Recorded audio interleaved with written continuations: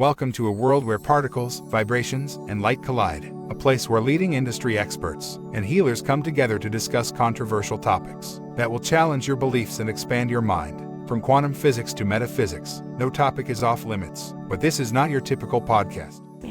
Is that the solution for the frustration? Is to be in your integrity? Yes. All yes. right. Yeah. Cool. Always be in your integrity. And in your integrity, you understand. It's a show guaranteed to make you question your assumptions and push you to expand your horizons. For those who are already fascinated or passionate about the work of Patti Conklin, this show will give you an inside look into the mind of one of the industry's most renowned figures in vibrational mediation. With over 28 years of experience and a long list of big-name collaborations, Patti's insights and perspectives will inspire and challenge even the most seasoned practitioners. And if you're the skeptic who doesn't believe in vibrational mediation, this show is for you. Healers, doctors, and scientists are just a few of the professions represented by our fascinating visitors that bring their unique perspective to every episode. Join us on this journey into the world of healing within and adventure inside. Our mission is to inspire, challenge, and enlighten our audience with thought-provoking conversations and fascinating guests from a wide range of fields who can shed new light on important issues facing society today. Join us for each episode if you're ready to explore and learn about the latest developments at the intersection of cutting-edge science, spirituality, and self-improvement. Enter a world where waves, particles, and light all meet. Enter the world of healing within and adventure inside.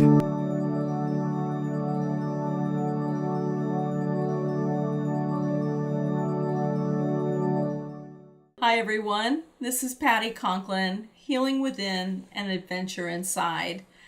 Thank you so much for being a part of today's show and listening to my thoughts and the thoughts of my guest, Dr. Fenesa Hall. I like to say Frenesa Hall, MD.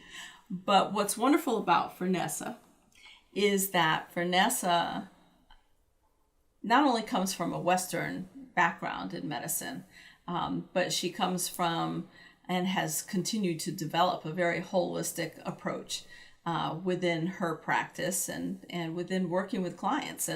And while the physical body is so important in terms of good health and so forth, we also feel that your emotional health is really number one. How do we think? How do we really make use of positive perceptions? And one of the things that we always come back to after 20 years of doing programs together is personal responsibility. And so we'd like to talk to you about personal responsibility and what it means to you. And you may be saying, I already know what personal responsibility is, but give us a chance, because through our years of collective work, I think we've really come up with ways that maybe you think or you're not sure how personal responsibility means to you, and how to set up boundaries when you do need to take personal responsibility, setting up boundaries that are healthy, that are appropriate, that are effective in order for you to take personal responsibility and self-care for yourself. So Frenesa, thank you so much for being a part of things as always. Thank you for having me. So personal responsibility. Mm-hmm. We come back to this all the time. Oh, over and over. Over and over. One of the things that I always harp about, and I know you harp is probably the right word, is that no one can make you angry. No one can make you feel sad. Those are emotions that you choose in the moment. And part of the personal responsibility is owning that you're the one who's being triggered. Right. The person who's saying it, that's on them. You can't control what they're going to say. You can only control how you're going to respond to it. Right. So talk to me a little bit about when you look at personal responsibility within self-care of a patient. You know, how do you help them understand that it's not about taking some pills to feel better? It's about changing that emotional perception of how they're looking at their life if they're feeling massive victim. Oh. And getting them to realize that they're feeling massive victim. Talk to me about that. Well, our system indoctrinates physicians in such a way that isn't really part of the mix. Because doctors, not as much today, but years ago, I was sort of in that in-between class of old school, new school, and the doctor was sort of the, not God, but God. okay. I'm sorry, it was. And so people were trained to go to the doctor for the answer. Okay, so that was the setup. And so it took the responsibility out of the patient's hands. So early on, you watch like Dr. Kildare or, you know, those old movies or shows about medicine. Right. And the doctor was very patronizing, right? They told you what to do, patted you on your hand and said, okay, this is what you do. Right. And it wasn't, let's engage and let's come to a solution together, or here are my recommendations and you decide what you want to do. Right. And so that personal responsibility really wasn't prominent. Now with litigation though, Sure. personal responsibility has gone to the top. Probably ad nauseum. Like, here's a consent. Right. Sign it because it's your responsibility to make the decision. So things have really changed, but not really, because ultimately it's always been our responsibility to do things for our benefit or our detriment.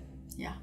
But we get to choose. Right. Now, people come to me for advice, for counsel, for recommendations about what to do.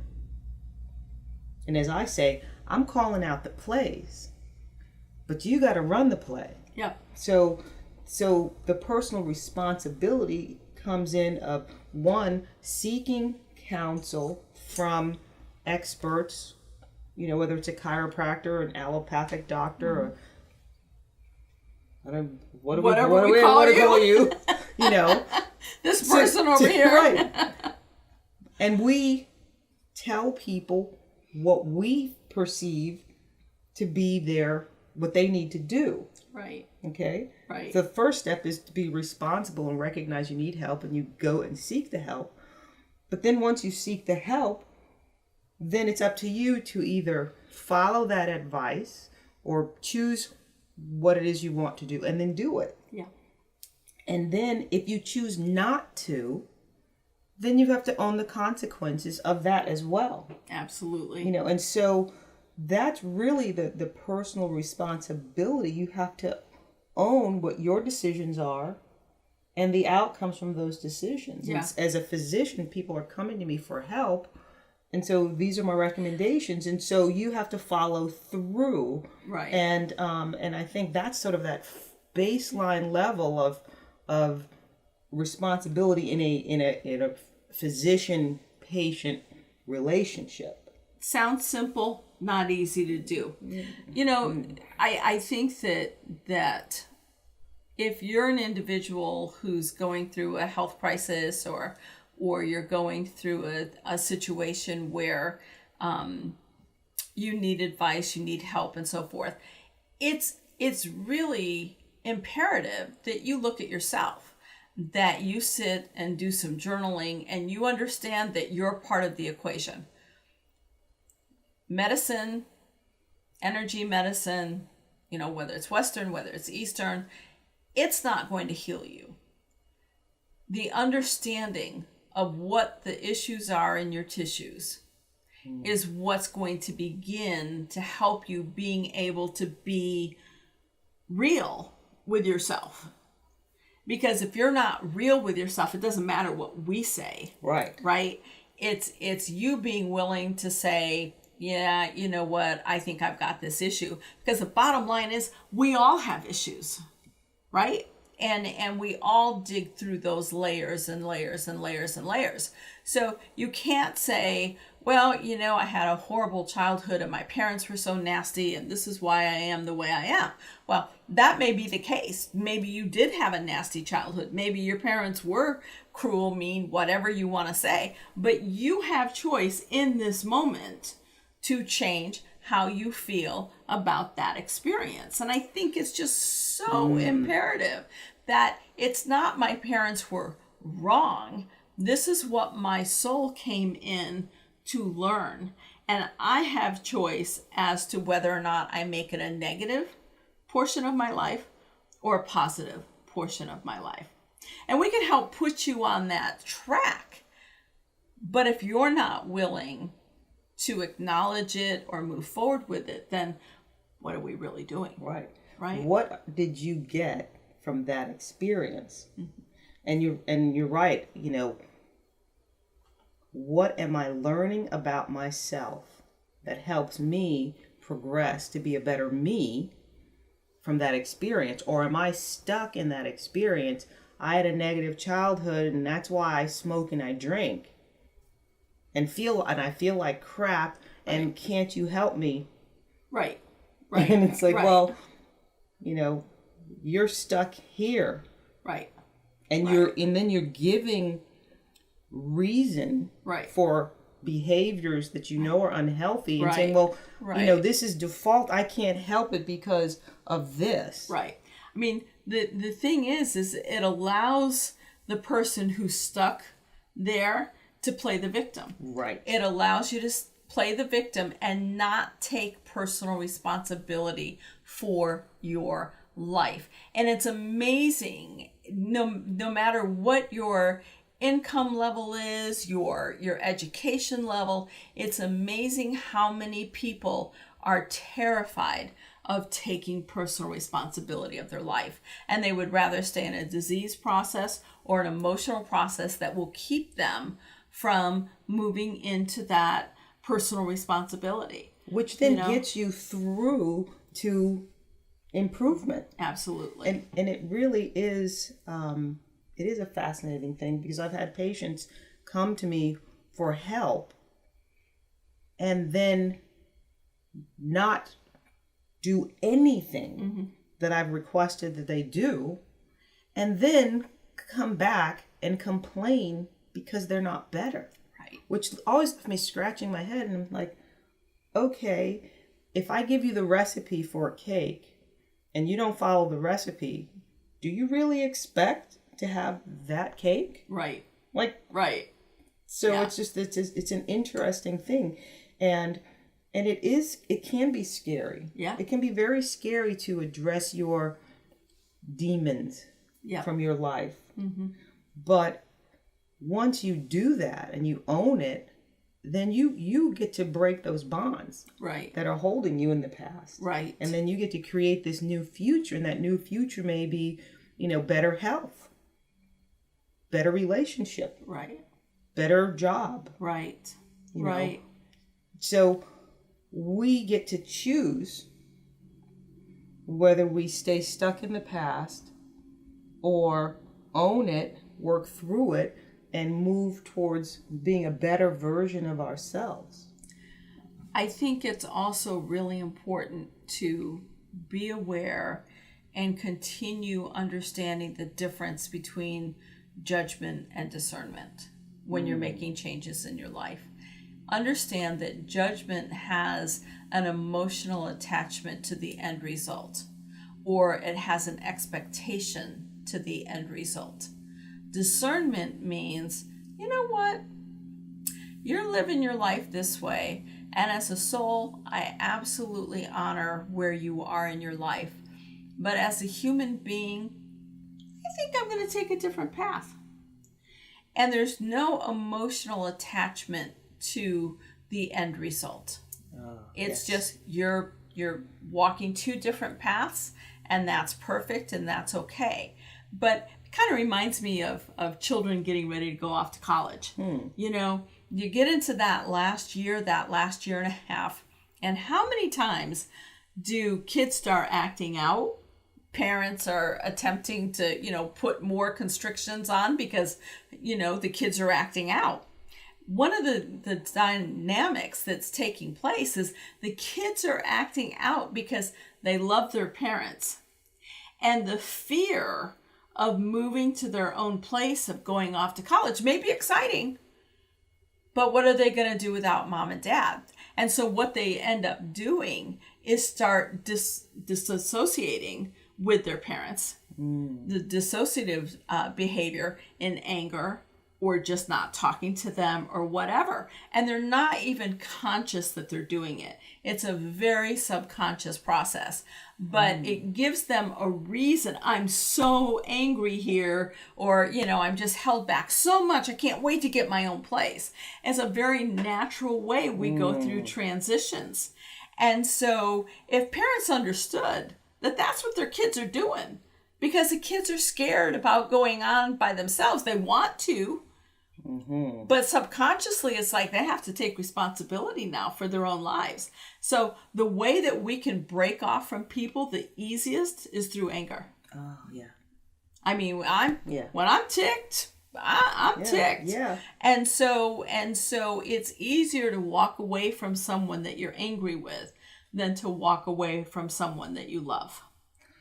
And so you see that dynamic play out in marriages. You play it out between children and their parents as they're moving into their own life.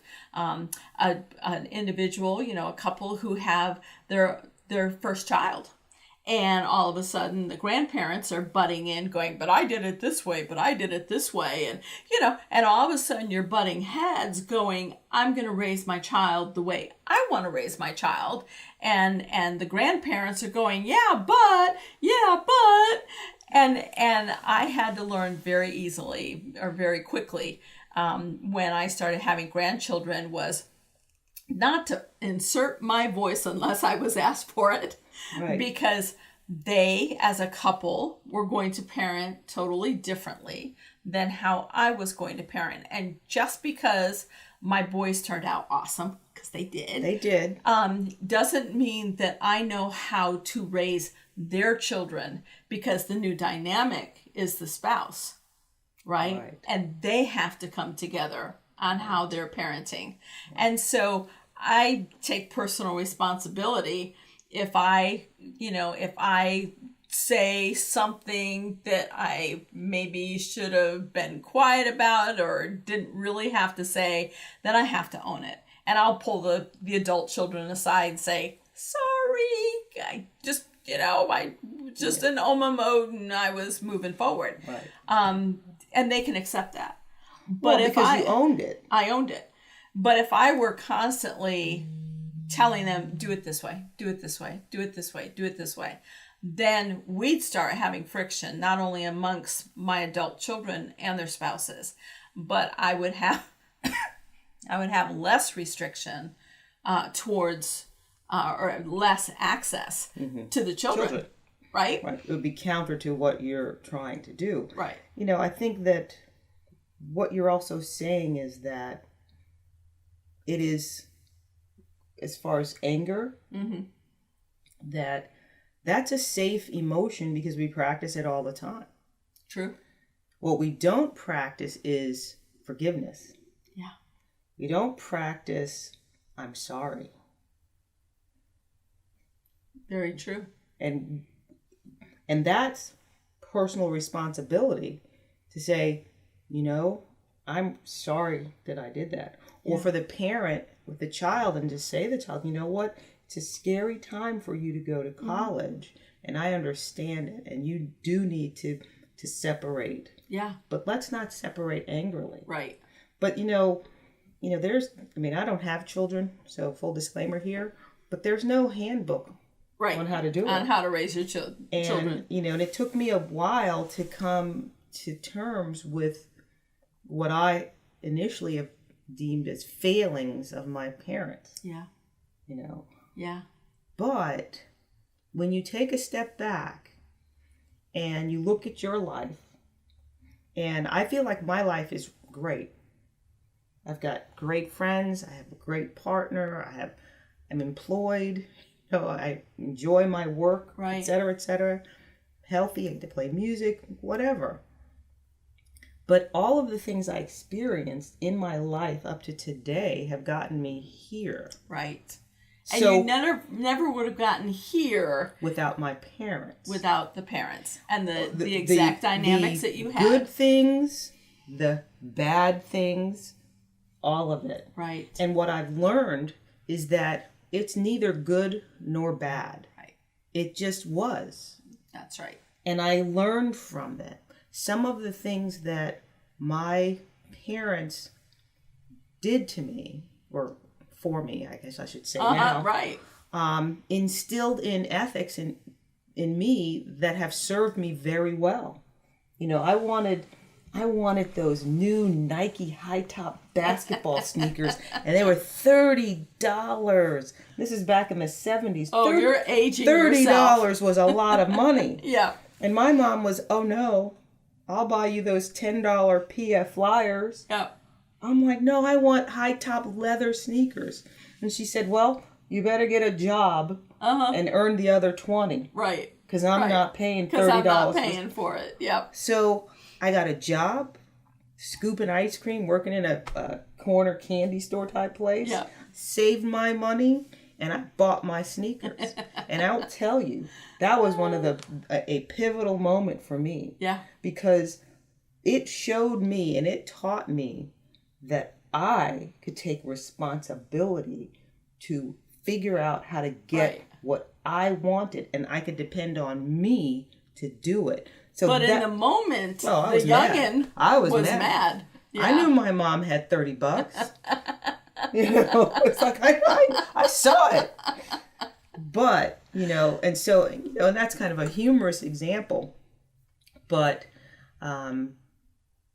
it's really a blessing to have had parents Right. that weren't perfect by any stretch of the imagination. Right. Neither am I. Right. But they did the best they could with the tools they had at the time. Yeah. And when I look back and I look at my life, and I owe them so much to the development of me, to the me I am today. That's right. And so we can choose to harbor resentment and blame our parents for what our life is like today. Bottom line is, your life is the way it is today because of you, not your parents. That's right. That's right. Your choices. My choices. Your choices. Yeah. We are responsible as adults. Well, it's really remembering that good always comes out of bad. And I don't care how devastating your life was. Well, I do care how devastating. But in the big picture, it doesn't matter to me what your life was. It's understanding what good came out of your life because something good did. You are who you are. And that doesn't mean that we don't have issues. That means that we're continuing to strive to overcome issues. And I think one of the things that is important in all of that, in the personal responsibility, is accountability with each other. I mean, we've held each other accountable through the years. You know, we've had a strong friendship and neighbors and so forth, but we've had a couple of moments. We've had our moments. She threatened to tie me up and make me watch a chick flick. You know, I that was like all it took to get me to go do what she needed me to do or wanted me to do, because that was a threat that was just unbearable. She did. She can be mean at times. But I think the accountability, and I'll kind of close out with this because it was a really important thing, is that I remember getting into a conflicted conversation with my son and daughter-in-law, and topic isn't important, but I was really standing my ground, and they were both furious at me. And in my family, my children and I come to compromises. There was no compromise in this conversation. And I ended up going downstairs and, being by myself. And he came downstairs and he's like, look, I want to apologize for getting so upset and yelling at you. However, I need you to know that what you were saying, I personally felt was beneath you. And when my child uses that languaging in a calm manner, it forced me to look back and go, wow, what was my responsibility in that conversation that made him feel his perception that I was saying something that he deemed beneath me, and he had never used those words before. And so while we were contentious during that conversation, he came to apologize for his upset, but he also made it clear that he felt my stance was beneath me. And we hugged each other and said, I love each other, and so on and so forth. But conflict doesn't mean you walk away being angry. Conflict means you really attempt to hear what the other person's saying. So I want you all to think about that and just think about how that pertains to your life. So I want to thank you, Dr. Hall, for being a part of today's show. And thank you so much, folks, for tuning in. This is Healing Within, an adventure inside. And it's always an adventure. Thank you for being with us. Welcome to a world where particles, vibrations, and light collide, a place where leading industry experts and healers come together to discuss controversial topics that will challenge your beliefs and expand your mind. From quantum physics to metaphysics, no topic is off limits, but this is not your typical podcast. Is that the solution for the frustration? Is to be in your integrity? Yes. All Yes. right. Yeah. Cool. Always be in your integrity. And in your integrity, you understand. It's a show guaranteed to make you question your assumptions and push you to expand your horizons. For those who are already fascinated or passionate about the work of Patti Conklin, this show will give you an inside look into the mind of one of the industry's most renowned figures in vibrational mediation. With over 28 years of experience and a long list of big-name collaborations, Patti's insights and perspectives will inspire and challenge even the most seasoned practitioners. And if you're the skeptic who doesn't believe in vibrational mediation, this show is for you. Healers, doctors, and scientists are just a few of the professions represented by our fascinating visitors that bring their unique perspective to every episode. Join us on this journey into the world of healing within and adventure inside. Our mission is to inspire, challenge, and enlighten our audience with thought-provoking conversations and fascinating guests from a wide range of fields who can shed new light on important issues facing society today. Join us for each episode if you're ready to explore and learn about the latest developments at the intersection of cutting-edge science, spirituality, and self-improvement. Enter a world where waves, particles, and light all meet. Enter the world of healing within and adventure inside.